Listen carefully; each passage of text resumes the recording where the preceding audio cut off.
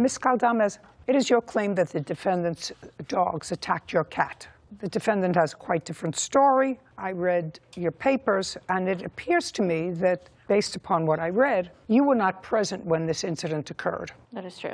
What kind of cat do you have? I have a tabby cat. How old is the cat? She's 16. Indoor, outdoor cat? Indoor, both. Outdoor. Indoor and outdoor? Well, now she's strictly an indoor cat. But she was an indoor, outdoor? Indoor, outdoor. So the cat was with your mother? Correct. Okay, so you were not there, and I see that there are no witnesses. So you have to present evidence to me that demonstrates that the defendant's dogs, you have 3 dogs according to you, that the defendant's dogs were responsible for what you claim was a cat attack. And the burden of proof is on you, not on her. Okay. So I'm ready. Okay, so there was an incident with my cat. Yes. Well, the report from the vet is certainly fulsome, and it indicates that the cat was, in fact, bitten. And I assume you took pictures of the cat. No, we have a video, though, of the attack. I would like to see that, Okay. since that would probably be your only evidence. Yes.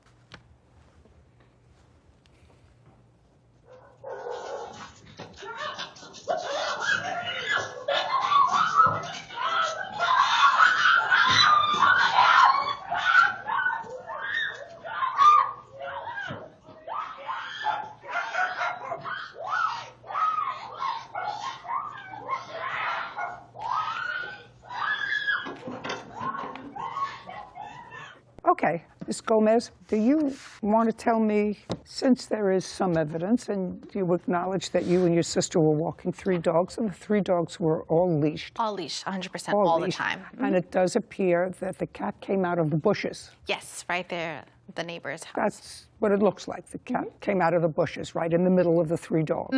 That's what it looks like. That's what it looks like to you? It does, yeah. Right. Exactly what happened. And then... But she also doesn't leave her dogs leashed 100% all the time. Who cares? Okay. But on this night, her dogs were all leashed, and your cat jumped out of the bushes right in the middle. Who knows what happened? She's going to tell me her version of what happened. Okay. And while you don't see it very clearly here, it's certainly, I see that the cat jumped out to where the dogs were walking quietly. That's part of the risk that you take when you have an indoor-outdoor cat. If her dogs weren't leashed, I may feel differently. We just saw an animal jump out. My dogs freaked out. We freaked out. Then we saw it was a cat, so it was a cat and dog fight altercation.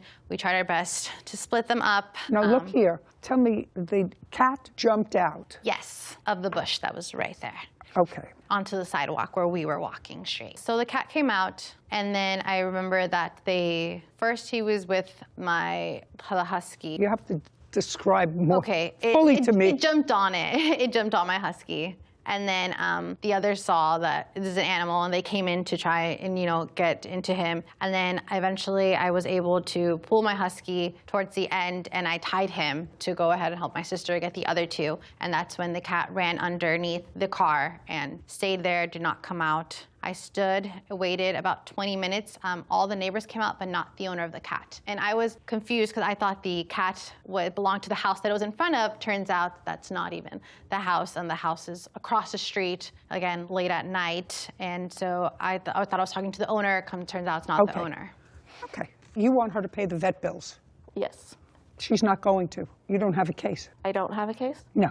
Why is that? She had 3 leashed dogs. Based upon what I saw, your cat precipitated whatever fight occurred by jumping out of the bushes onto where they were walking. Your cat was not only not in your control, you weren't even in the same county as your cat. Well, I mean, it was her dogs. So what? I understand that she leashed her animals, but if my dog attacked somebody, I would pay. No, we're not talking about dogs. We're talking about your cat that was totally out of your control, that jumped in the middle of dogs, and they started a cat and dog fight.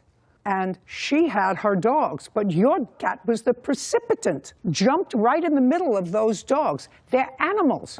If you want to keep your cat safe, keep your cat in your house. I mean, would it be the game warden's fault if a possum got your cat? Yeah. No, it would be your fault. It would be your fault. It's not her fault. But it's her dog's.